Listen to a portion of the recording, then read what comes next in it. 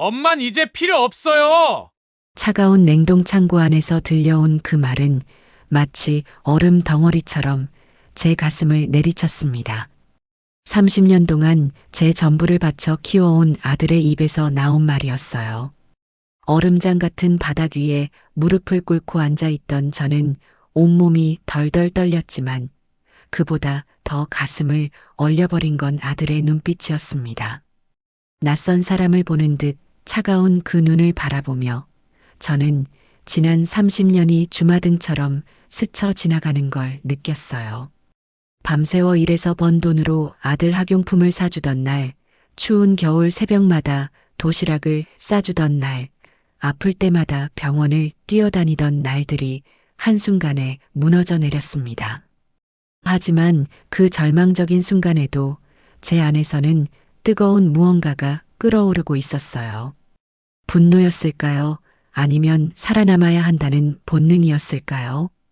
창고 밖으로 사라지는 아들의 뒷모습을 바라보며 저는 이를 악물고 다짐했습니다. 이대로 죽을 순 없다. 반드시 살아나가리라. 얼어붙은 손으로 바닥을 짚고 일어서던 그 순간부터 제 인생의 마지막 장이 시작된 거였어요. 이야기 시작하기 전 구독과 따봉 버튼을 눌러주시면 제게 큰 힘이 됩니다. 알림 설정도 해두시면 새 영상이 올라올 때마다 제일 먼저 시청하실 수 있습니다. 혹시 이 이야기 어디에서 듣고 계신가요? 지역과 이름, 장소를 댓글로 남겨주시면 감사한 마음으로 반갑게 인사드리겠습니다. 이제 이야기 시작하겠습니다. 지금 생각해보니 저는 정말 어리석었던 것 같습니다. 사랑만 있으면 모든 게 해결될 줄 알았거든요. 하지만 세상은 그렇게 호락호락하지 않더군요. 준호가 5살 때였어요. 남편이 교통사고로 세상을 떠난 후 저는 홀로 아이를 키워야 했습니다. 그때부터 제 인생은 오직 준호 하나만을 위한 것이 되었어요. 새벽 4시에 일어나 공장으로 향하고 저녁에는 시장에서 떡볶이 장사를 했습니다. 손이 얼어서 젓가락질도 제대로 할 수 없는 겨울밤에도 준호의 학용품비를 벌기 위해 매일 그 자리를 지켰어요. 엄마, 왜 우리만 이렇게 살아야 해요?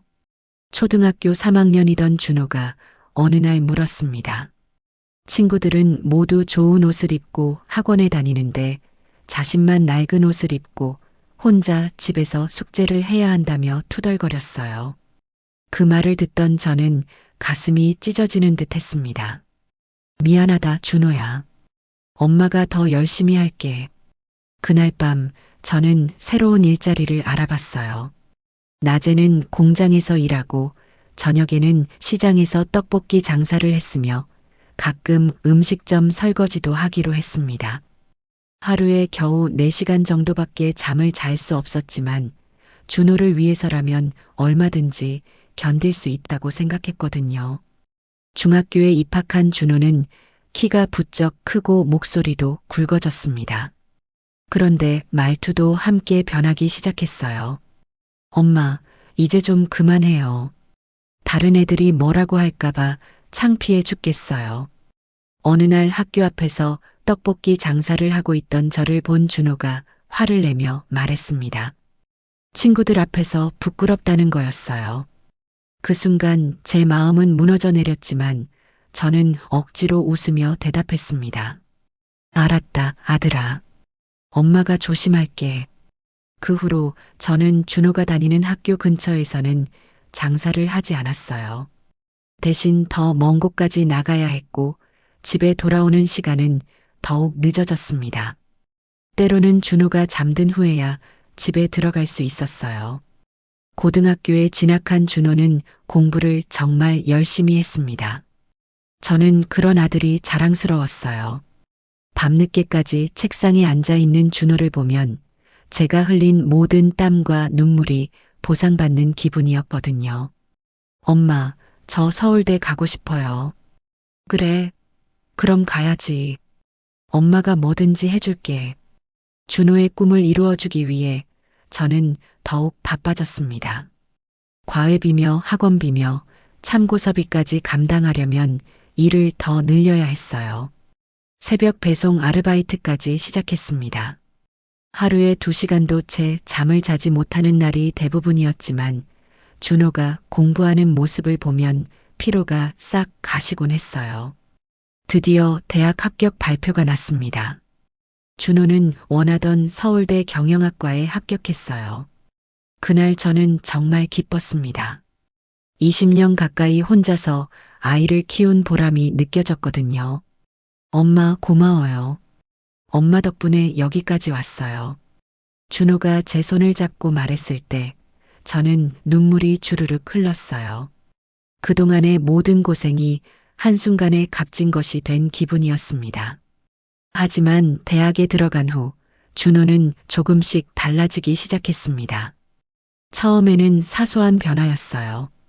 엄마, 용돈 좀 더 주세요. 다른 애들은 다 브랜드 옷 입고 다니는데 저만 이상해 보여요. 그래, 알았다.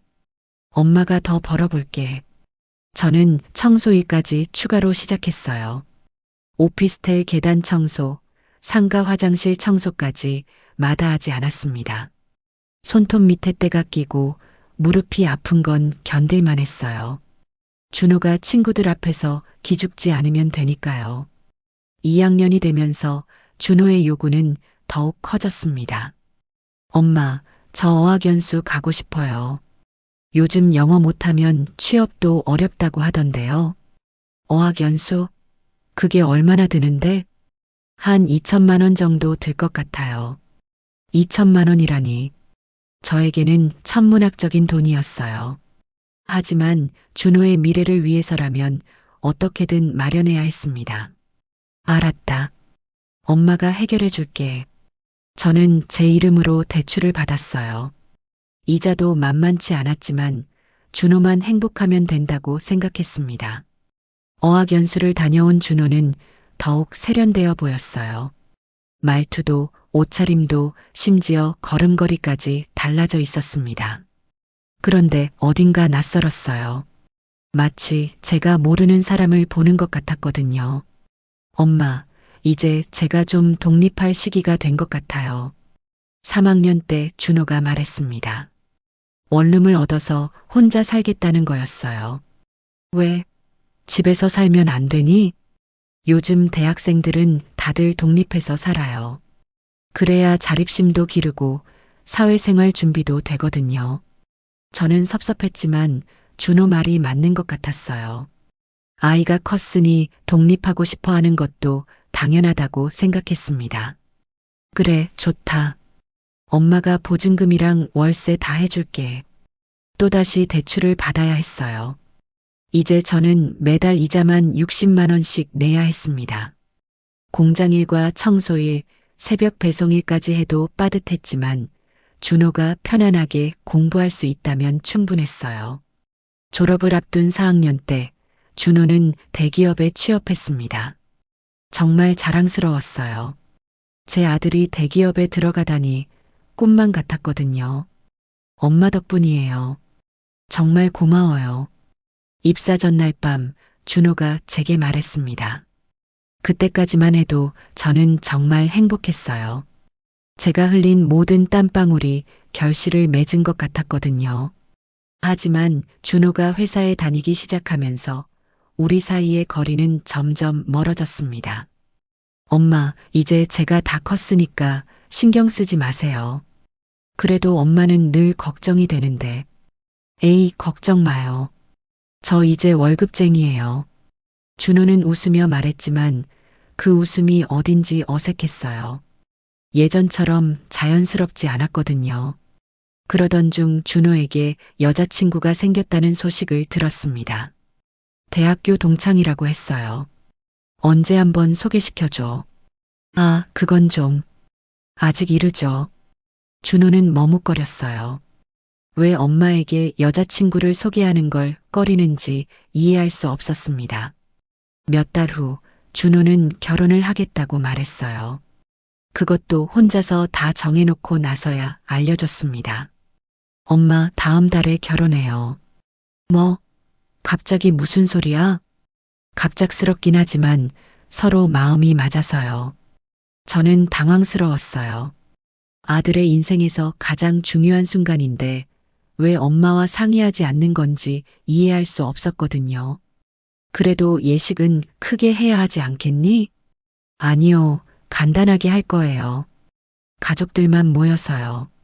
결혼식 당일 저는 며느리를 처음 만났습니다. 정말 예쁘고 교양 있어 보이는 여성이었어요. 그런데 저를 보는 눈빛이 어딘지 차가웠습니다. 마치 불편해하는 것 같았어요. 신혼집도 이미 준호 혼자서 다 정해놓은 상태였습니다. 제가 낸 보증금으로 얻은 원룸을 빼고 새로 아파트를 계약한 거였어요. 물론 그 돈도 제가 대출을 받아서 마련해줘야 했습니다. 엄마, 죄송해요. 조금만 도와주세요. 괜찮다, 아들아. 새 출발하는데 당연히 도와줘야지. 이제 제가 감당해야 할 대출이자는 월 120만 원이 되었어요. 하루 종일 일해도 빠듯한 금액이었지만 아들이 잘 살 수 있다면 그것으로 충분했습니다. 결혼 1년 후 며느리가 임신했다는 소식을 들었어요. 정말 기뻤습니다. 제게도 손주가 생기는 거니까요. 할머니가 될 준비 됐어요? 준호가 웃으며 물었을 때 저는 눈물이 날 뻔했어요. 정말 행복했거든요. 하지만 그 행복도 잠시였습니다.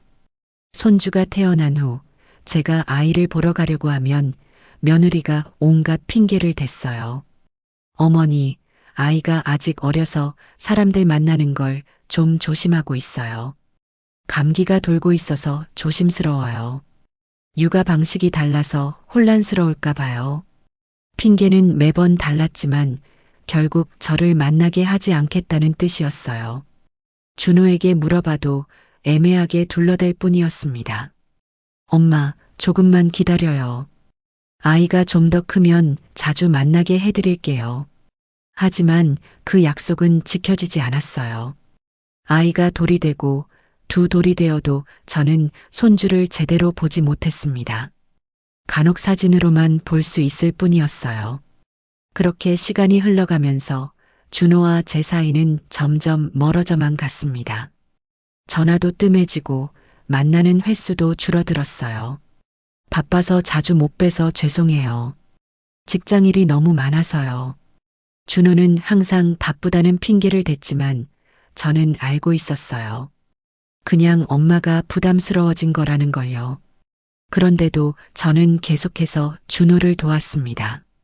차를 바꿔야 한다며 도움을 요청할 때도, 아이 교육비가 필요하다고 할 때도 저는 언제나 그래, 알았다고 대답했어요. 설령 그 돈을 마련하기 위해 더 많은 빚을 져야 한다고 해도 말이에요. 돌이켜보니 저는 정말 어리석었던 것 같습니다. 사랑만으로는 사람의 마음을 붙잡을 수 없다는 걸 그때는 몰랐거든요. 아니, 알면서도 인정하고 싶지 않았을지도 모르겠어요. 30년 동안 제 전부를 바쳐 키운 아들이 결국에는 저를 짐처럼 여기게 될 줄은 꿈에도 몰랐습니다. 그 징조는 이미 몇 달 전부터 시작되고 있었던 것 같습니다. 지금 돌이켜보니 말이에요. 준호가 저를 보는 눈빛이 달라지기 시작한 건 아이가 태어나고 나서부터였어요. 예전처럼 따뜻하지 않았거든요. 마치 귀찮은 일을 처리해야 하는 사람을 보는 것 같은 그런 시선이었습니다. 엄마, 요즘 회사에서 진급 얘기가 나오고 있어요. 어느 날 준호가 말했어요. 그때만 해도 저는 기뻤습니다. 제 아들이 잘 되고 있다는 소식이니까요. 정말? 그럼 좋겠네. 우리 준호 정말 대견하다. 네, 그런데 좀 조심해야 할 게 있을 것 같아요. 뭘 조심해야 하는데? 준호는 잠시 망설이더니 말했어요. 회사 사람들이 가끔 집에 놀러 오거든요. 그럴 때 엄마가 내가 어떻다고? 아니에요. 그냥 혹시 오해할까 봐서요. 그때는 무슨 말인지 정확히 이해하지 못했어요. 하지만 지금 생각해보니 이미 그때부터 준호는 저를 부끄러워하고 있었던 거였습니다. 며칠 후 준호 회사 동료들이 집에 온다며 미리 연락이 왔어요. 엄마, 오늘 회사 사람들 오는 날이에요. 혹시 집에 안 계실 수 있어요? 왜? 내가 있으면 안 되니? 그게 아니라 좀 불편할 것 같아서요. 결국 저는 그날 하루 종일 집 밖에서 시간을 보내야 했어요. 저녁 늦게까지 공원 벤치에 앉아 있다가 들어갔더니 준호는 이미 잠들어 있었습니다. 그런 일이 몇 번 반복되더니 어느 날 준호가 말했어요. 엄마, 저희 이사를 생각하고 있어요. 이사? 왜 갑자기? 아이도 컸고 좀 더 넓은 곳으로 옮기려고 해요. 그럼 나도 함께. 아니에요. 엄마는 지금 집에 그냥 계세요. 그 말을 들을 때 가슴이 철렁했어요. 아들이 저를 떼어놓으려 한다는 걸 직감적으로 알았거든요. 준호야, 엄마가 뭘 잘못했니? 혹시 며느리가 싫어해서? 그런 게 아니에요. 그냥 독립하고 싶어요. 독립이라고 했지만 저는 알고 있었어요. 그냥 저와 떨어져 살고 싶다는 뜻이라는 걸요. 이사를 간 후로는 더욱 연락이 뜸해졌습니다. 제가 전화를 해도 바쁘다며 금방 끊어버리곤 했어요. 엄마, 지금 회사에서 중요한 프로젝트 하고 있어서 정신이 없어요. 그래도 잠깐이라도 다음에 시간 날 때 연락드릴게요. 하지만 그 다음에는 좀처럼 오지 않았어요. 한 달에 한 번 정도 안부를 묻는 전화가 전부였습니다. 그러던 어느 날 준호가 갑자기 찾아왔어요. 오랜만에 만나는 아들의 모습이 반가웠지만 표정이 심상치 않았습니다. 엄마 앉으세요. 왜? 무슨 일이야? 말씀드릴 게 있어요. 준호는 한참 동안 말을 못하고 있더니 마침내 입을 열었어요.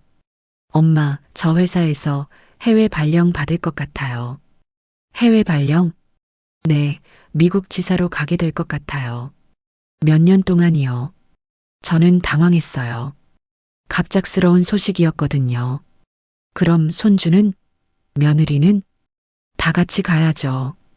아이 교육에도 좋을 것 같고요. 그럼 나는? 준호는 잠시 침묵했어요. 그 침묵이 모든 걸 말해주고 있었습니다. 엄마는 여기 계셔야죠. 혼자? 죄송해요, 엄마. 하지만 이게 저희 가족을 위한 최선의 선택인 것 같아요. 그날 밤 저는 잠을 이룰 수 없었어요. 30년 동안 제 전부였던 아들이 저를 두고 떠난다는 게 믿어지지 않았거든요. 몇 주 후 준호는 정말로 출국 준비를 시작했어요. 짐을 정리하고 각종 서류를 준비하느라 바빠 보였습니다. 엄마 가기 전에 한 번 더 뵐게요. 그래, 그래야지. 하지만 그 약속도 지켜지지 않았어요. 출국 전날 밤에 짧은 전화가 전부였습니다. 엄마, 내일 일찍 비행기라서 인사 못 드리고 가요. 죄송해요. 그래도 건강하세요. 연락드릴게요. 그렇게 준호는 떠났어요. 공항에 배웅도 가지 못한 채로요. 처음 몇 달은 그래도 가끔 연락이 왔어요.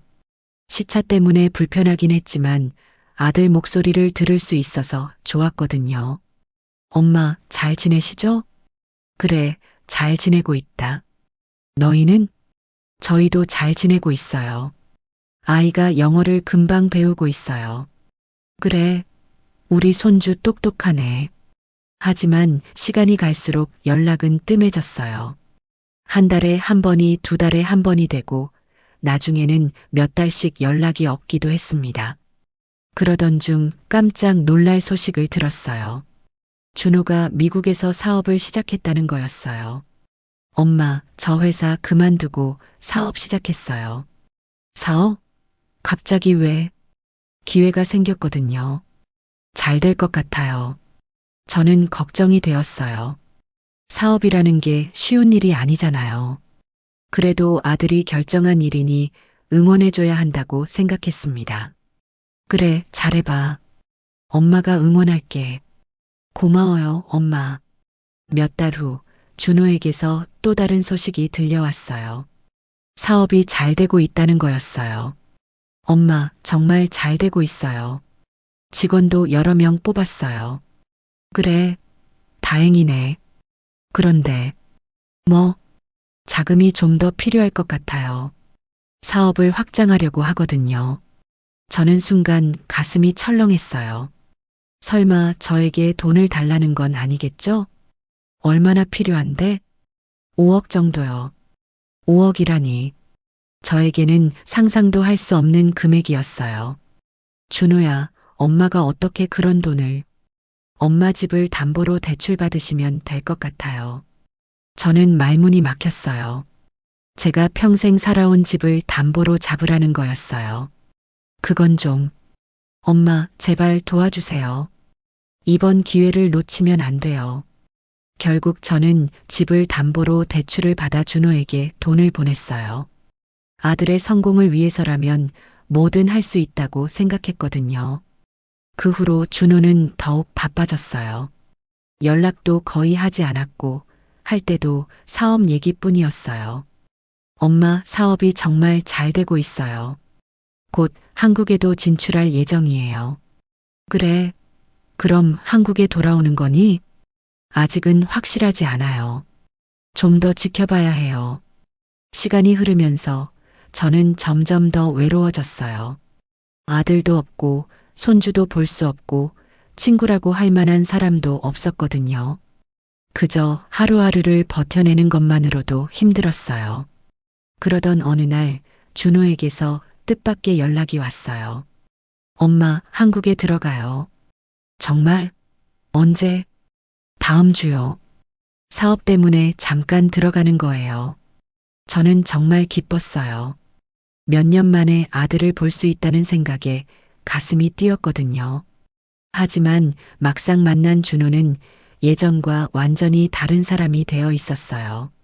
말투도 옷차림도 심지어 표정까지 모든 게 달랐습니다. 엄마, 오랜만이네요. 그래, 정말 오랜만이다.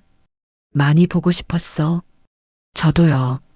하지만 그 말이 진심처럼 들리지 않았어요. 마치 의무적으로 하는 인사 같았거든요. 손주는 언제 볼 수 있니? 아, 아이들은 미국에 있어요. 학교 때문에 데려올 수 없었어요. 그래도 사진이라도 나중에 보여드릴게요. 저는 실망했지만 그래도 아들을 만날 수 있어서 다행이라고 생각했어요.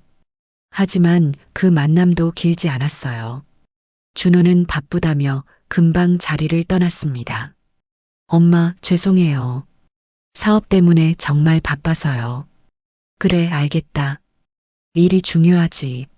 며칠 더 있을 테니까 시간 내서 다시 뵐게요. 하지만 그 약속은 지켜지지 않았어요. 준호는 그 후로 연락도 하지 않았고 언제 미국으로 돌아갔는지도 모르겠더군요. 그리고 몇 주 후 저는 충격적인 소식을 들었어요. 준호가 사업을 정리하고 한국으로 완전히 돌아온다는 거였어요. 엄마, 저 한국으로 완전히 돌아가요. 정말? 그럼 이제 자주 볼 수 있겠네. 네. 그런데 말씀드릴 게 있어요. 준호의 목소리가 어딘가 어둡더군요. 뭐? 사업이 잘 안 됐어요. 뭐라고? 빚이 좀 생겼어요. 저는 머리가 하얘졌어요. 제가 담보로 잡은 집은 어떻게 되는 건지 갑자기 무서워졌거든요. 얼마나? 많이요. 정말 많이요. 그날 밤 저는 잠을 이룰 수 없었어요. 30년 동안 제 전부를 바쳐 키운 아들이 결국 저를 파멸로 이끌고 있다는 생각이 들었거든요. 그리고 며칠 후 그 끔찍한 일이 일어났습니다. 준호가 저를 그 차가운 냉동 창고에 가둔 거예요. 새벽 3시경이었어요. 자고 있던 저를 깨우더니 차에 타라고 했습니다. 어디 가는 거니? 잠깐 갈 곳이 있어요. 이 시간에? 중요한 일이에요. 저는 의심하지 않고 따라갔어요. 아들을 믿었거든요. 하지만 도착한 곳은 외진 창고였어요.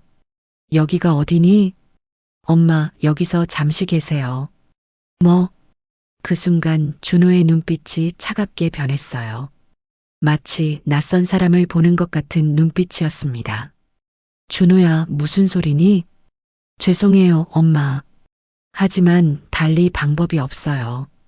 철문이 닫히는 소리와 함께 저는 그제야 깨달았어요. 30년 동안 제 전부를 바쳐 키운 아들이 저를 버렸다는 걸요. 철문이 닫히는 순간 저는 온 세상이 무너져 내리는 기분이었습니다. 준호야, 준호야. 저는 미친 듯이 문을 두드렸어요. 손바닥이 아프도록 쳤지만 돌아오는 건 차가운 침묵뿐이었습니다. 밖에서 자물쇠가 채워지는 소리가 들렸고 곧이어 차 시동 소리와 함께 점점 멀어져 가는 엔진음이 들려왔어요. 그제야 현실이 실감났습니다. 30년 동안 제 전부를 바쳐 키운 아들이 정말로 저를 이곳에 버리고 간 거였어요. 냉동창고 안은 생각보다 훨씬 추웠습니다. 처음에는 그냥 시원한 정도라고 생각했는데 시간이 지날수록 뼛속까지 파고드는 한기가 몸을 덮쳐왔어요. 여름용 잠옷 차림이었던 저에게는 견디기 힘든 추위였습니다. 하느님, 이게 무슨 일입니까? 저는 바닥에 주저앉아 중얼거렸어요. 이런 일이 현실에서 일어날 수 있는 건지 믿어지지 않았거든요. 드라마나 영화에서나 볼 법한 일이 제게 일어나고 있다는 게 말이에요. 한기가 점점 심해지면서 저는 몸을 웅크려 조금이라도 체온을 유지하려 애썼습니다. 하지만 얇은 잠옷으로는 역부족이었어요. 손끝부터 발끝까지 차가워져 오고 입술도 파래지기 시작했습니다. 왜 이렇게 됐을까? 저는 지난 30년을 되돌아봤어요. 무엇이 잘못된 걸까요? 제가 준호를 너무 사랑한 게 잘못이었을까요? 너무 많은 걸 해준 게 문제였을까요? 아니면 처음부터 제 사랑이 일방적이었던 걸까요? 저는 준호를 사랑한다고 생각했지만 준호에게는 그저 부담스러운 존재였던 걸까요? 그때까지도 저는 믿고 싶지 않았어요. 제 아들이 정말로 저를 죽이려는 건 아닐 거라고 말이에요. 분명 무슨 오해가 있거나 아니면 잠시 화가 나서 그런 거일 거라고 생각했습니다. 곧 돌아와서 문을 열어줄 거야. 분명히. 저는 그렇게 중얼거리며 자신을 위로했어요. 하지만 시간이 흘러도 아무도 오지 않았습니다. 추위는 점점 심해졌어요. 처음에는 몸을 떨면서라도 견딜 수 있었는데 이제는 떨리는 것조차 힘들어졌습니다. 온몸이 얼어붙는 것 같았어요. 준호야, 제발. 저는 간절히 기도했습니다. 아들이 마음을 바꿔서 저를 구해주길 바라면서요. 하지만 아무리 기다려도 구원의 손길은 오지 않았어요. 1시간이 지나고 2시간이 지나도 마찬가지였습니다. 이제 저는 정말로 죽을 수도 있다는 걸 깨달았어요. 내가 정말 여기서 죽는 건가? 그 생각이 들자 갑자기 분노가 치밀어 올랐습니다. 30년 동안 제 모든 걸 바쳐 키운 아들이 저를 이렇게 죽이려 한다는 게 억울했어요. 이럴 수는 없어. 절대로. 저는 다시 일어섰습니다. 비록 온몸이 떨리고 있었지만 포기할 수는 없었어요. 이렇게 죽을 수는 없었거든요. 창고 안을 자세히 살펴봤습니다. 벽은 모두 철판으로 되어 있었고 문은 밖에서 단단히 잠겨 있었어요. 창문도 없었습니다. 정말로 완벽한 감옥이었어요. 하지만 포기할 수는 없었습니다. 저는 구석구석을 뒤져봤어요. 혹시 빠져나갈 구멍이나 틈이 있을지도 모르니까요. 그러다가 천장 모서리에서 작은 환풍구를 발견했습니다. 아주 작았지만 그래도 유일한 희망처럼 보였어요. 저기로 나갈 수 있을까? 환풍구는 너무 높은 곳에 있었어요. 제 키로는 손도 닿지 않았습니다. 하지만 포기할 수는 없었어요. 저는 창고 안에 있던 빈 박스들을 쌓기 시작했습니다. 손이 너무 차가워서 제대로 움직이지 않았지만 악착같이 박스를 나르고 또 날랐어요. 반드시 나가야 해. 박스를 여러 개 쌓아 올린 후 저는 그 위에 올라갔습니다. 위태로웠지만 간신히 환풍구에 손을 댈 수 있었어요. 환풍구 덮개는 녹이 슬어 있었지만 힘을 주니 조금씩 움직였습니다. 저는 온 힘을 다해 덮개를 밀어냈어요. 열렸다. 하지만 기쁨은 잠시뿐이었어요. 환풍구는 생각보다 더 좁았거든요. 제가 빠져나갈 수 있을지 의문이었습니다. 그래도 시도해 봐야 했어요. 저는 조심스럽게 환풍구 안으로 몸을 밀어 넣었습니다. 환풍구 가장자리에 날카로운 철판이 제 팔을 긁었어요. 피가 흘렀지만 상관없었습니다. 지금은 살아남는 게 우선이었거든요. 환풍구 안은 더욱 좁았어요. 몸을 구부리고 기어서 움직여야 했습니다. 무릎이 아프고 등이 철판에 긁혀서 따가웠지만 계속 전진했어요. 조금만 더. 그런데 중간에 환풍구가 막혀 있었습니다. 오랫동안 청소를 안 해서 먼지와 거미줄이 잔뜩 끼어 있었어요. 저는 맨손으로 그것들을 치워냈습니다. 거미줄이 얼굴에 달라붙고 먼지가 코와 입으로 들어와 기침이 났지만 멈출 수 없었어요. 드디어 환풍구 끝에 도달했습니다. 밖으로 통하는 출구였어요. 하지만 여기서도 덮개가 막고 있었습니다. 제발, 열려라. 저는 온 힘을 다해 덮개를 밀었어요. 처음에는 꿈쩍도 하지 않았지만 계속 밀다 보니 조금씩 움직이기 시작했습니다. 열린다. 덮개가 열리면서 바깥 공기가 들어왔어요. 차가운 새벽 공기였지만 냉동 창고보다는 훨씬 따뜻했습니다. 저는 간신히 환풍구를 빠져나왔어요. 창고 옆 골목길이었습니다. 온몸이 상처투성이었고 잠옷은 찢어져 있었지만 살아있다는 게 중요했어요. 살았다. 정말 살았다. 저는 바닥에 주저앉아 거친 숨을 몰아쉬었습니다. 죽을 뻔했던 상황에서 간신히 살아난 거예요. 하지만 기쁨도 잠시, 곧 분노가 치밀어 올랐습니다. 30년 동안 저를 위해 살아왔던 준호가 정말로 저를 죽이려 했다는 사실이 믿어지지 않았어요. 준호야, 너는 정말... 저는 이를 악물었습니다. 이제 더 이상 그 아이를 위해 살 수는 없다는 걸 깨달았어요. 제가 살아남은 이상 이 일에 대한 책임을 물어야 했습니다. 새벽 공기가 차가웠지만 제 마음은 더욱 차가워져 있었어요.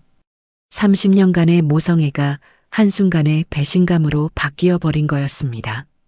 내가 여기서 죽었으면 넌 아무도 모르게 살았겠지. 저는 준호가 어떤 계획을 세웠는지 대략 짐작할 수 있었어요.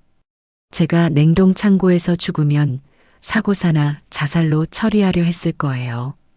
그리고 아무도 모르게 제 재산을 정리하고 빚까지 떠넘기려 했을 겁니다. 하지만 이제는 다르다.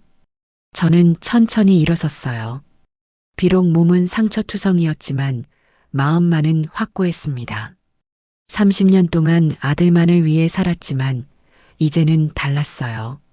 이제부터는 제 자신을 위해 그리고 정의를 위해 살아갈 작정이었습니다. 준호가 저에게 한 짓을 세상에 알려야 했어요. 그리고 그 아이가 어떤 사람인지 모든 사람들이 알 수 있도록 해야 했습니다. 준호야, 내가 엄마를 버렸지만 엄마는 널 그냥 두지 않을 거다.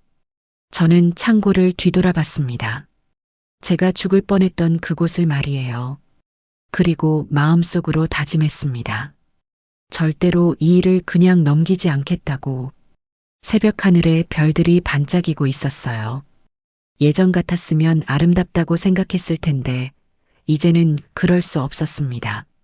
제 마음이 너무 차가워져 버렸거든요. 하지만 그 차가운 마음이 오히려 제게는 힘이 되었어요. 앞으로 무슨 일이 있어도 굴복하지 않을 수 있는 힘 말이에요. 저는 골목길을 걸어 나가기 시작했습니다. 어디로 가야 할지는 확실하지 않았지만 한 가지는 분명했어요. 이제부터의 제 인생은 완전히 달라질 거라는 것. 그리고 준호 역시 자신이 저지른 일에 대한 대가를 치러야 할 거라는 것. 30년간의 맹목적인 사랑은 그 냉동창고 안에서 끝났습니다. 이제 시작되는 건 차가운 복수였어요. 골목길에 나온 저는 한참 동안 그 자리에 멈춰 서 있었습니다. 살아났다는 안도감보다는 이제 어떻게 해야 할지 막막함이 더 컸거든요. 새벽 4시가 넘은 시각이었어요. 거리는 텅 비어 있었고 가로등만이 쓸쓸하게 밤을 밝히고 있었습니다. 제 모습을 본다면 누구든 놀랄 것 같았어요. 찢어진 잠옷에 상처투성이 몸, 그리고 먼지와 거미줄로 범벅된 머리카락까지.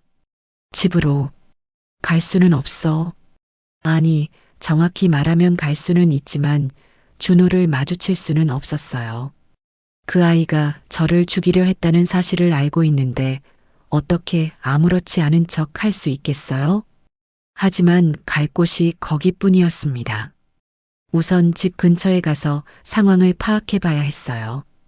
집 앞에 도착했을 때 다행히 불은 꺼져 있었어요. 준호가 없는 것 같았습니다. 저는 조심스럽게 뒷문으로 들어갔어요. 정말 조용하네. 혹시나 해서 집 안을 살펴봤지만 준호는 없었어요. 아마 아직 냉동 창고를 확인하러 가지 않았거나 아니면 다른 곳에 있는 것 같았습니다. 저는 재빨리 샤워를 했어요. 뜨거운 물이 상처에 닿아 따가웠지만 그보다는 마음이 더 아팠습니다. 물과 함께 눈물도 흘러내렸어요. 분노의 눈물이었죠. 상처에 연고를 바르고 옷을 갈아입으면서 저는 계속 생각했어요. 준호가 언제 돌아올지, 그리고 제가 살아있다는 걸 알면 어떻게 할지 말이에요. 계획을 세워야 해. 이제부터는 조심스럽게 행동해야 했어요. 준호에게 들키지 않고 동시에 복수할 방법을 찾아야 했습니다. 우선 증거를 찾아보기로 했어요. 준호가 저를 죽이려 했다는 증거 말이에요. 준호의 방을 뒤지기 시작했습니다. 서랍장, 옷장, 책상까지 샅샅이 뒤져봤어요. 그러다가 책상 서랍 깊숙한 곳에서 수첩 하나를 발견했습니다. 이게 뭐지? 수첩을 열어보니 준호가 적어둔 메모들이 있었어요. 그 중에서 제 눈을 사로잡은 건 충격적인 내용들이었습니다. 수첩에는 엄마 문제 해결 방법이라는 제목 아래 여러 줄이 적혀 있었어요. 해외 요양원은 너무 비싸고 국내 요양원은 제가 반대할 것 같다는 내용이었습니다. 사고사 위장은 위험하고 결국 냉동 창고가 가장 확실하다고 결론 지어져 있었어요. 저는 수첩을 보며 온몸이 떨렸어요. 정말로 계획적인 범행이었던 거예요. 준호는 여러 가지 방법을 고려한 끝에 냉동 창고를 선택한 거였습니다. 이 아이가 정말로 더 읽어보니 더욱 충격적인 내용들이 있었어요.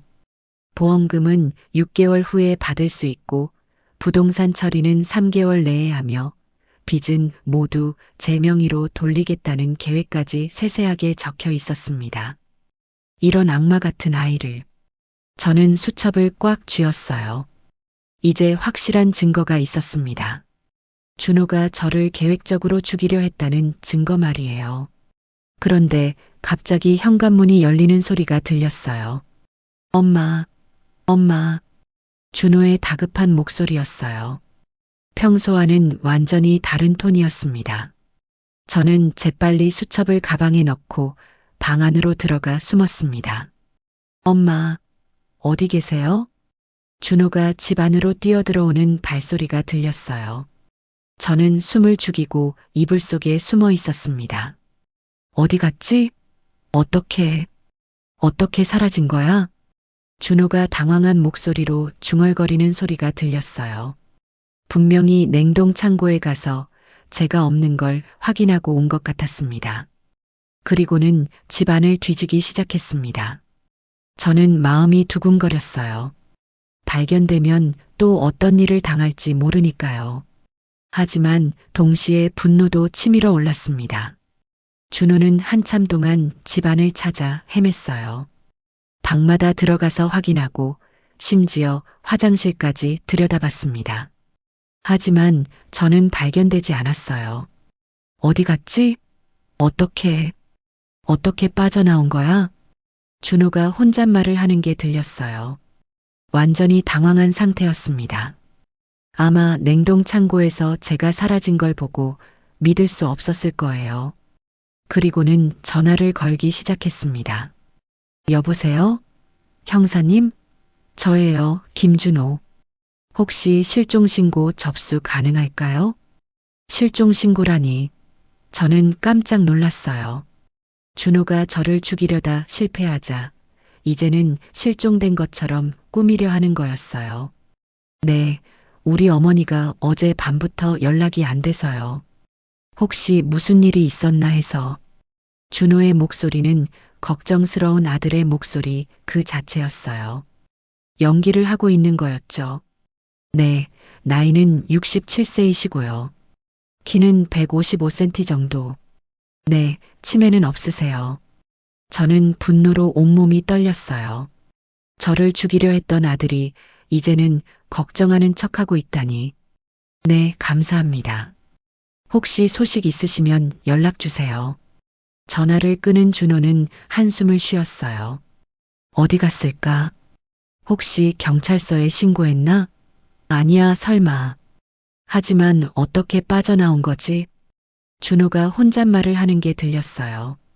제가 냉동 창고에서 탈출한 것에 대해 완전히 당황해하면서도 제가 경찰에 신고했을 가능성을 걱정하고 있는 것 같았습니다. 그때 다시 전화벨이 울렸어요. 여보세요? 아, 형사님. 네, 뭔가 있나요? 경찰에서 온 전화인 것 같았어요. 네, 병원에서요? 어느 병원인가요? 병원이라니. 무슨 말인지 이해가 안 됐어요. 아, 네. 지금 바로 가겠습니다. 감사합니다. 전화를 끄는 준호는 급하게 집을 나갔어요. 저는 숨을 죽이고 기다렸다가 완전히 나간 걸 확인한 후에야 방에서 나왔습니다. 병원이라고? 무슨 일이지? 저는 혼란스러웠어요. 제가 병원에 있다고? 그럴 리가 없는데. 그때 갑자기 깨달았어요. 혹시 다른 누군가가 제 이름으로 병원에 입원했나? 아니면 준호가 미리 준비해둔 일인가? 그래, 저 아이가 계획을 세워뒀구나. 준호는 이미 모든 걸 계획하고 있었던 거예요. 제가 냉동 창고에서 죽으면 시신을 치우고 마치 제가 어디선가 쓰러진 것처럼 꾸밀 계획이었을 겁니다. 이 모든 게 계획이었어. 저는 온몸에 소름이 돋았어요. 준호가 얼마나 치밀하게 제 죽음을 계획했는지 알 수 있었거든요. 하지만 이제는 달랐어요. 저는 살아있었고 준호의 모든 계획을 알고 있었습니다. 1시간 후 준호가 돌아왔어요. 이상해. 병원에 있던 사람은 우리 엄마가 아니었는데. 준호가 중얼거리며 들어왔어요. 저는 재빨리 방으로 들어가 숨었습니다. 도대체 어디 간 거지?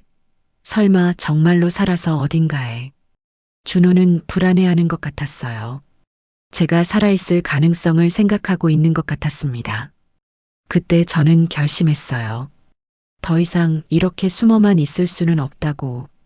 하지만 섣불리 나타날 수도 없었어요. 계획이 필요했습니다. 며칠 동안 저는 조심스럽게 준호의 행동을 관찰했어요. 준호가 집에 없을 때만 나와서 필요한 것들을 준비했습니다. 우선 은행에 가서 제 통장을 확인해 봤어요. 다행히 아직 준호가 손을 대지 않았더군요. 저는 급히 돈을 빼서 다른 계좌로 옮겨 놓았습니다. 그리고 준호가 적어 놓은 수첩을 복사해서 여러 군데 보관해 두었어요. 혹시 분실할 경우를 대비해서 말이에요. 또한 냉동창고 현장도 다시 찾아가 봤습니다. 제가 탈출할 때 흘린 피나 환풍구에 남은 흔적들을 사진으로 찍어 두었어요. 이제 준비는 끝났어. 일주일 정도 지난 후 저는 본격적인 복수 계획을 세우기 시작했어요. 준호가 저에게 한 짓을 세상에 알려야 했습니다. 하지만 단순히 경찰에 신고하는 것만으로는 부족했어요. 준호가 얼마나 계획적이고 냉혹한 사람인지 모든 사람들이 알 수 있도록 해야 했습니다. 준호야, 내가 엄마를 버렸지만 엄마는 널 그냥 두지 않을 거다. 저는 창밖을 바라보며 다짐했습니다. 30년간의 맹목적인 사랑은 그 냉동창고 안에서 끝났어요. 이제 시작되는 건 차가운 복수였습니다. 며칠 더 지나고 저는 드디어 행동에 나설 준비가 되었습니다. 준호는 여전히 제가 실종된 것으로 알고 있었고 경찰에 수사를 의뢰한 상태였어요. 하지만 곧 모든 진실이 밝혀질 거였습니다. 제가 살아있다는 것과 함께 말이에요. 이제 정말로 행동에 나설 때가 왔습니다. 일주일 동안 조심스럽게 준비한 끝에 저는 모든 증거를 정리해 두었어요.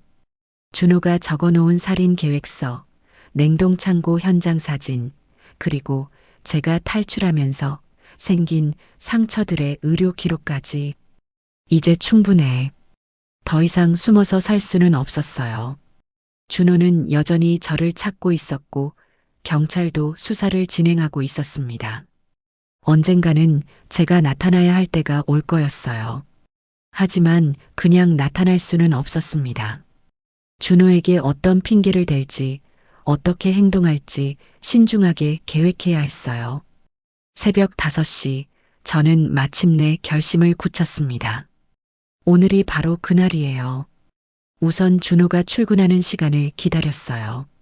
8시가 되자 준호가 집을 나서는 소리가 들렸습니다. 저는 30분 정도 더 기다린 후 조심스럽게 방에서 나왔어요. 첫 번째는 경찰서. 저는 미리 준비해둔 가방을 들고 집을 나섰습니다. 가방 안에는 모든 증거들이 들어 있었어요. 경찰서에 도착했을 때 데스크 경관이 깜짝 놀라며 저를 봤어요. 어머니, 혹시 김준호 씨? 네, 맞습니다. 김준호의 어머니 박영순입니다. 어머니, 어디 계셨던 거예요? 아드님이 실종 신고를 하셔서. 저는 침착하게 대답했어요. 잠시 멀리 갔다 왔습니다. 그런데 신고해 주신 형사님과 얘기 좀 할 수 있을까요?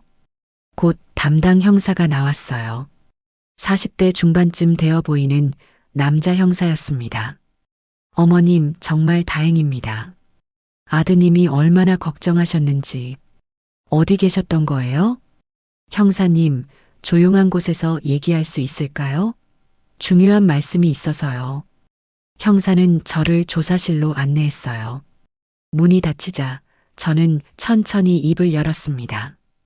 형사님, 제가 지금부터 하는 말이 믿기 어려우실 수도 있어요. 하지만 모두 사실입니다. 네, 말씀해 보세요. 저는 가방에서 준호의 수첩을 꺼냈어요. 제 아들이 저를 죽이려고 했습니다. 형사의 눈이 커졌어요. 네, 무슨 말씀이신지. 일주일 전 제 아들 김준호는 저를 냉동창고에 가뒀습니다.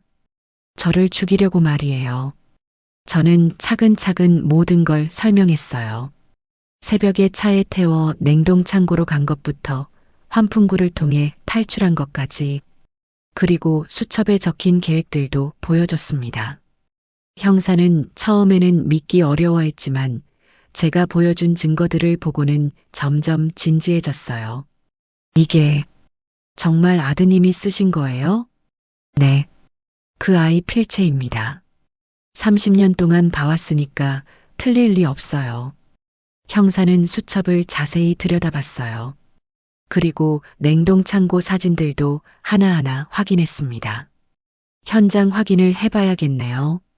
그런데 어머님은 왜 지금까지 신고를 안 하셨어요? 무서웠어요. 그리고 믿기지 않았거든요. 30년 동안 키운 제 아들이 정말로 저를 죽이려 했다는 게. 형사는 고개를 끄덕였어요. 이해합니다. 정말 힘드셨겠어요. 형사님, 한 가지만 부탁드릴게요. 네, 말씀하세요. 제가 살아있다는 걸 아직 준호에게 알리지 말아주세요. 조금만 더 시간이 필요해요. 형사는 의아한 표정을 지었어요. 왜요? 제가 할 일이 남아 있어요. 경찰서를 나온 저는 두 번째 목적지로 향했습니다. 바로 준호의 직장이었어요. 회사 앞에서 한참을 기다렸더니 점심시간에 준호가 동료들과 함께 나왔어요. 저는 멀리서 그들을 따라갔습니다. 식당에 들어가서 근처 테이블에 앉았어요. 준호의 대화가 들리는 거리였습니다. 준호야, 어머니는 아직 못 찾았어? 동료가 물었어요. 네, 아직이요. 정말 걱정돼요. 준호가 한숨을 쉬며 대답했습니다.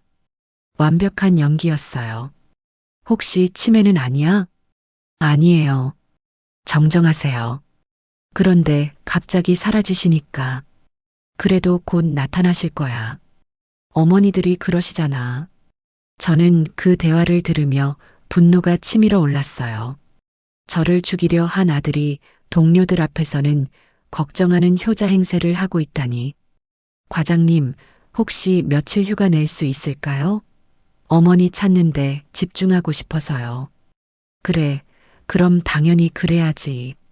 가족이 우선이야. 감사합니다. 저는 더 이상 들을 수 없었어요. 자리에서 일어나 식당을 나왔습니다. 연기도 잘하네. 세 번째 목적지는 준호의 집이었어요. 며느리와 손주가 있는 곳 말이에요. 오후 2시쯤 집 앞에 도착했습니다. 준호는 회사에 있을 시간이니 며느리만 있을 거였어요. 초인종을 눌렀습니다. 누구세요? 며느리의 목소리였어요. 나야, 미영아. 어머니? 며느리가 당황하는 소리가 들렸어요. 곧 문이 열렸습니다. 어머니, 어디 가셨던 거예요? 준호가 얼마나 걱정했는지. 며느리는 놀란 표정을 지었어요. 하지만 그 안에서 뭔가 다른 감정도 보였습니다. 불편함 같은 거였어요. 그래, 미안하다. 잠시 멀리 다녀왔어. 들어오세요. 준호한테 연락드려야겠어요. 잠깐, 아직 연락하지 마라. 할 얘기가 있어. 며느리는 의아한 표정을 지었지만 저를 집 안으로 안내했어요. 손주는 잠들어 있어요. 거실에 앉자 며느리가 물었어요.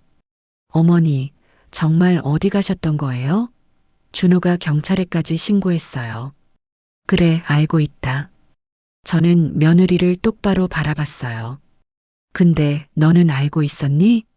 뭐려? 준호가 나를 없애려 한다는 걸. 며느리의 얼굴이 하얗게 질렸어요. 어머니, 무슨 말씀이세요? 모르는 척하지 마라. 너도 알고 있었을 거야. 며느리는 아무 말도 하지 못했어요. 그 표정만 봐도 알 수 있었어요. 분명히 뭔가 알고 있었다는 걸. 어머니, 정말 무슨 말씀인지. 준호가 나를 냉동 창고에 가뒀다. 며느리가 깜짝 놀라며 일어섰어요. 그게 무슨, 너도 찬성했지? 시어머니가 없어지면 편하니까. 어머니, 정말 무슨 말씀을 하시는 건지. 하지만 며느리의 목소리는 떨리고 있었어요. 거짓말을 하고 있다는 게 뻔했습니다. 좋다. 모르는 척해라. 하지만 곧 모든 게 밝혀질 거다. 저는 일어섰어요. 어머니, 어디 가세요? 내 집으로. 준호한테 연락. 아직 하지 마라. 조금만 더 기다려. 며느리는 당황한 표정으로 저를 바라봤지만 더 이상 말하지는 않았어요. 집으로 돌아온 저는 마지막 준비를 했습니다. 이제 정말로 준호와 마주할 시간이 온 거예요. 오후 6시 준호가 퇴근하는 시간이었습니다. 저는 거실에 앉아 기다렸어요. 7시쯤 문이 열렸어요. 다녀왔습니다. 준호의 목소리였어요. 하지만 곧 멈췄습니다.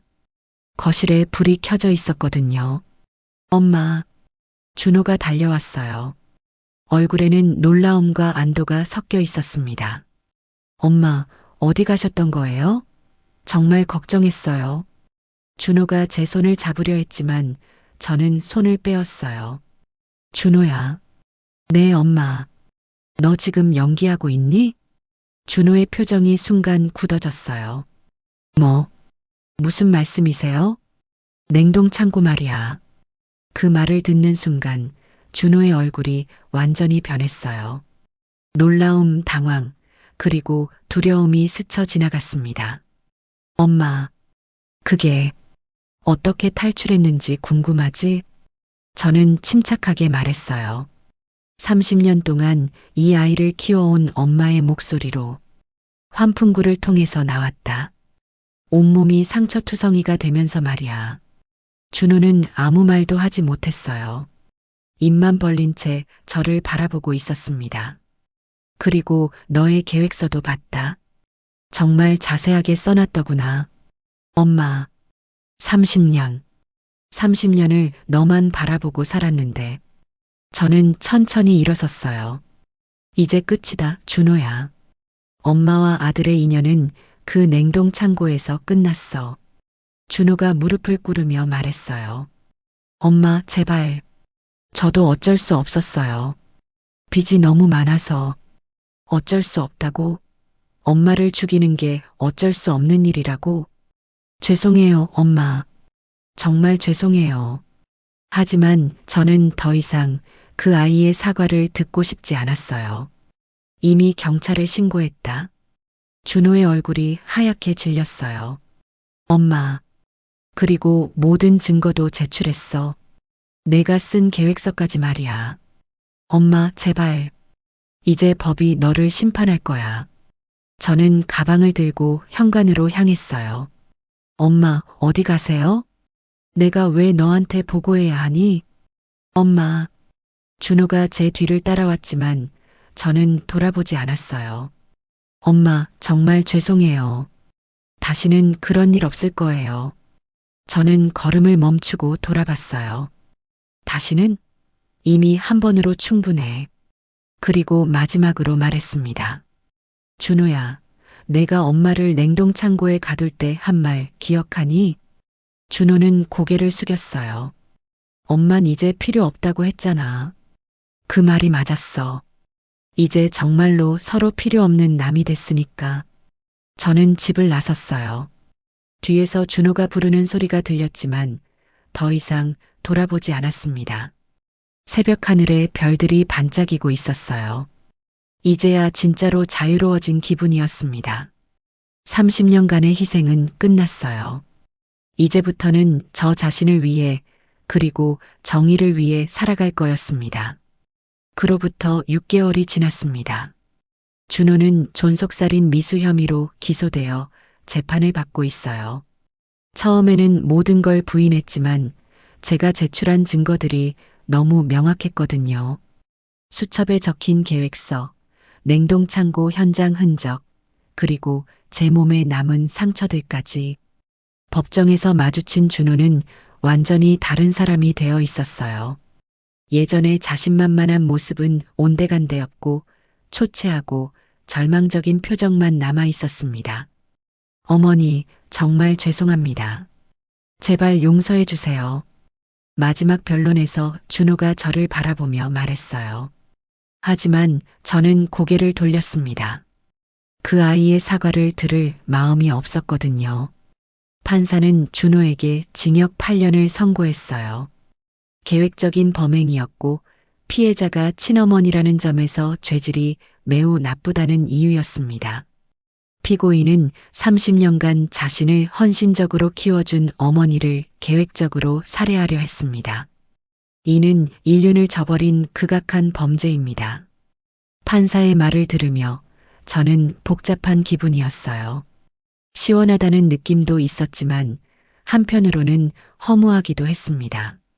30년을 함께 산 사이가 이렇게 끝나다니. 재판이 끝난 후 준호의 아내 미영이 저에게 찾아왔어요. 어머니, 정말 죄송해요. 미영아, 너도 알고 있었지? 미영은 고개를 숙였어요. 네, 알고 있었어요. 하지만 막을 수 없었어요. 왜? 준호가 너무 절망적이었거든요. 빚 때문에 매일 밤 술을 마시고 자살 얘기까지 했어요. 저는 한숨을 쉬었어요. 그래서 시어머니를 죽이는 게 답이라고 생각한 거니? 아니에요. 전 반대했어요. 하지만 준호가 듣지 않았어요. 그런데 왜 경찰에 신고하지 않았어? 미영은 아무 말도 하지 못했어요. 결국 방관자였던 거죠. 미영아, 내 어머니, 이제 혼자 아이 키우며 살아야겠네. 네, 죄송해요. 미안해할 게 뭐가 있니? 내 남편이 선택한 길이야. 미영이 눈물을 흘렸어요. 어머니, 그래도 아이만큼은 할머니가 있다는 걸 알려주고 싶어요. 저는 잠시 생각했어요. 손주는 죄가 없었으니까요. 좋다. 하지만 조건이 있어. 네, 말씀하세요. 준호에 대해서는 절대 미화하지 마라. 아빠가 할머니에게 나쁜 짓을 해서 감옥에 갔다고 정확히 말해. 네, 알겠어요. 그 후로 가끔 손주를 만나게 되었어요. 이제 5살이 된 아이는 제가 누군지 알아보지 못했지만 그래도 예뻤습니다. 할머니, 아빠는 언제 와요? 아이가 물을 때마다 마음이 아팠어요. 아빠는 멀리 가 있어. 한참 후에나 올 수 있을 거야. 왜요? 나쁜 일을 해서 벌 받고 있거든. 아이는 잘 이해하지 못하는 것 같았지만 고개를 끄덕였어요.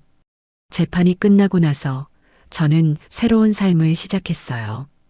우선 집을 팔았습니다. 준호 때문에 대출을 받아 담보로 잡혔던 그 집을 말이에요. 다행히 집값이 많이 올라서 빚을 다 갚고도 제법 돈이 남았어요. 그 돈으로 작은 원룸을 계약하고 남은 돈은 적금에 넣었어요. 이제 더 이상 아무를 위해 희생할 필요가 없었으니까요. 일도 바꿨어요. 30년 넘게 해온 공장일과 청소일을 그만두고 동네 복지관에서 일하게 되었습니다.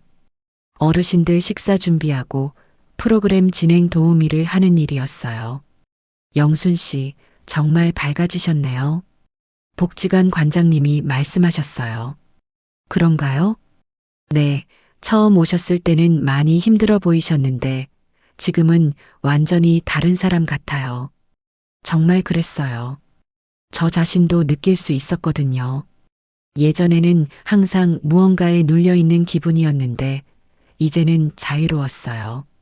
복지관에서 만난 어르신들과 이야기를 나누는 것도 즐거웠어요. 영순아, 자식한테 너무 많은 걸 기대하면 안 돼. 70대 할머니가 말씀하셨어요. 맞는 말씀이에요.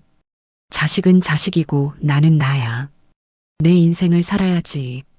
네, 이제 그렇게 살려고 해요. 그런 대화들이 저에게는 위로가 되었어요. 제가 겪은 일이 특별한 게 아니라 많은 부모들이 비슷한 아픔을 겪고 있다는 걸 알았거든요.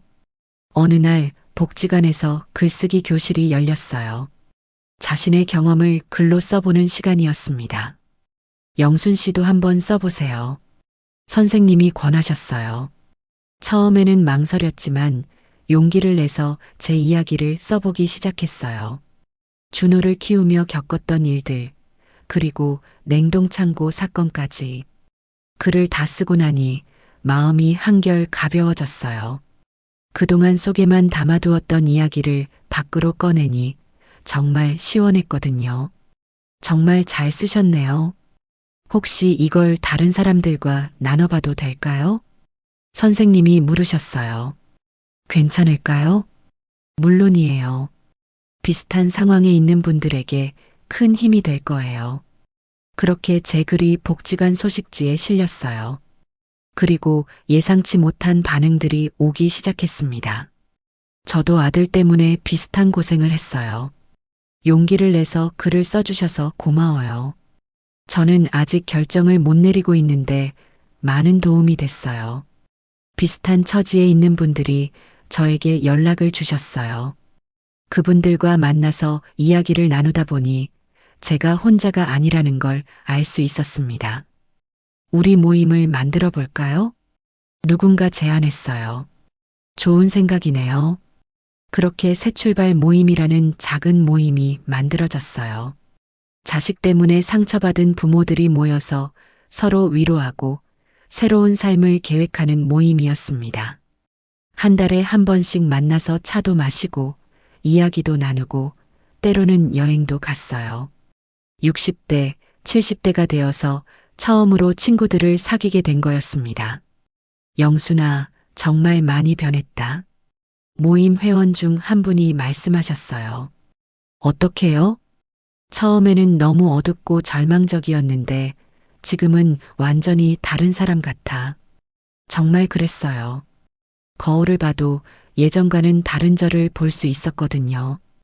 표정도 밝아지고 목소리도 힘이 생겼어요.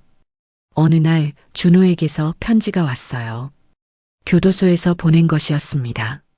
처음에는 읽기 싫었지만 결국 열어봤어요. 엄마, 정말 죄송합니다. 매일 후회하고 있어요. 엄마가 저를 위해 얼마나 많은 희생을 했는지 이제야 깨달았어요. 용서해달라는 말은 하지 않겠어요. 할 자격이 없으니까요.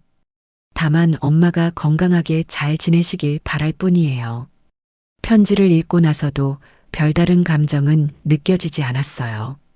이미 그 아이에 대한 마음은 정리된 후였으니까요. 하지만 답장은 썼어요. 준호야, 내가 정말 반성하고 있다면 다행이다. 하지만 엄마는 이제 너를 위해 살지 않는다. 내 남은 인생은 나를 위해 살 거야. 너도 나오면 너만의 삶을 살아라. 더 이상 서로에게 기대하지 말자. 그것이 제가 준호에게 쓴 마지막 편지였어요. 지금은 1년이 지났습니다. 복지관 일도 익숙해지고 새 출발 모임도 점점 커져서 30여 명이 함께 활동하고 있어요. 얼마 전에는 제 이야기를 책으로 내자는 제안도 받았어요. 출판사에서 연락이 온 거였습니다.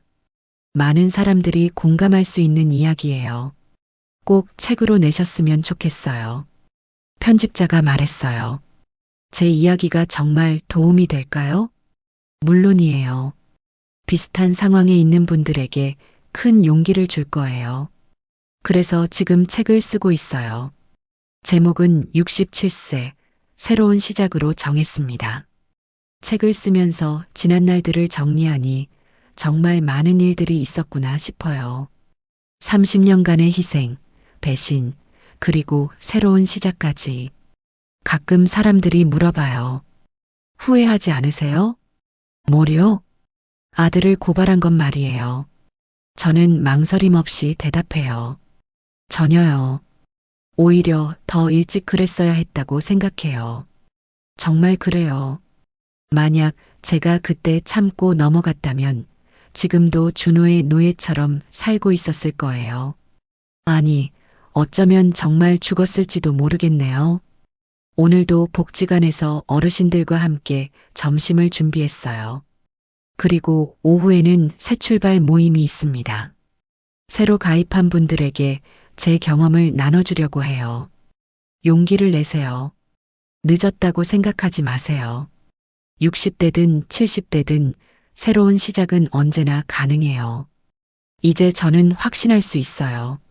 진짜 인생은 지금부터 시작이라고. 30년 동안 아들만을 위해 살았지만 이제는 저를 위해 살고 있어요. 그리고 이 삶이 훨씬 더 의미 있고 행복합니다.